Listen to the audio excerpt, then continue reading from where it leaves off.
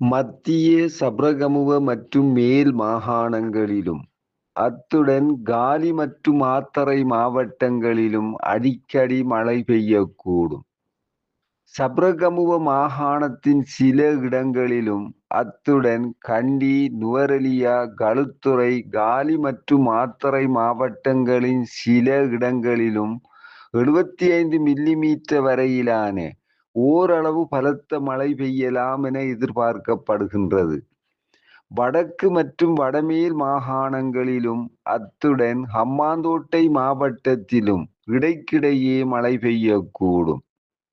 மத்திய மலை பிராந்தியத்தின் மேற்கு சரிவுகளிலும், மத்திய சப்ரகமுவ, வடக்கு, வடமேல், வடமத்திய மற்றும் தென் மாகாணங்களிலும், அத்துடன் திருகோணமலை மாவட்டத்திலும் மணித்தியாலத்துக்கு சுமார் 55 முதல் 60 கிலோமீட்டர் வேகத்தில் அடிக்கடி பலத்த காற்று வீசக்கூடும்.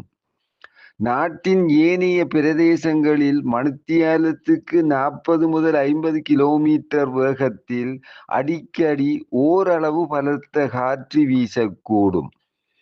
பலத்த காற்று வீசுகின்ற சந்தர்ப்பங்களில் பொதுமக்கள் அவதானத்துடன் செயற்பட்டு சேதங்களை அல்லது இழப்புகளை தவிர்த்து கொள்ளுமாறு கேட்டுக்கொள்ளப்படுகின்றனர். கடல் பிராந்தியங்களை பொறுத்தவரையில் புத்தளம் தொடக்கம் கொழும்பு, காலி ஊடாக மாத்தறை வரையான கடல் பிராந்தியங்களில் அடிக்கடி மழை பெய்யக்கூடும். கடல் பிராந்தியங்களில் மணித்தியாலத்துக்கு 35 முதல் 45 கிலோமீட்டர் வேகத்தில் மேற்கு திசையிலிருந்து தென்மேற்கு திசையை நோக்கி காற்று வீசும். சிலாபம் தொடக்கம் புத்தளம் ஊடாக மன்னார் வரையான, அத்துடன் காலி தொடக்கம் ஹம்பாந்தோட்டை ஊடாக பொத்துவில் வரையான கடல் பிராந்தியங்களில் மணித்தியாலத்துக்கு 60 முதல் 70 கிலோமீட்டரிலும் கூடிய வேகத்தில் அடிக்கடி காற்று அதிகரித்து வீசக்கூடும். இவ்வாறான சந்தர்ப்பங்களில் இக்கடல் பிராந்தியங்கள் மிகவும் கொந்தளிப்பாக காணப்படும். ஆகையினால் இக்கடல் பிராந்தியத்திற்கு அடுத்து வரும் 24 மணித்தியாலங்களுக்கு மீனவர்களும் கடல்சார் ஊழியர்களும் செல்ல வேண்டாம் என அறிவுறுத்தப்படுகின்றனர்.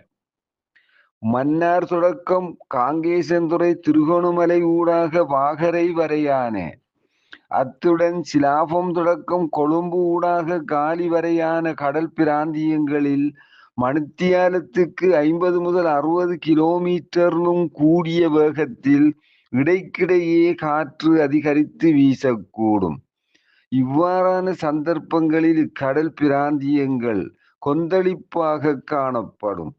புத்தளம் தொடக்கம் கொழும்பு, காலி, ஹம்பாந்தோட்டை ஊடாக பொத்துவில் வரையான கடல் பிராந்தியங்களில் கடல் அலையானது சுமார் 2.5 தொடக்கம் 3 மீட்டர் உயரத்திற்கு மேலெழக்கூடிய சாத்தியம் காணப்படுகின்றது. இக்கடல் பிராந்தியத்தை அண்மித்த தரை பிரதேசத்திற்கு கடல் நீர் உட்புகக்கூடிய சாத்தியமும் காணப்படுகின்றது.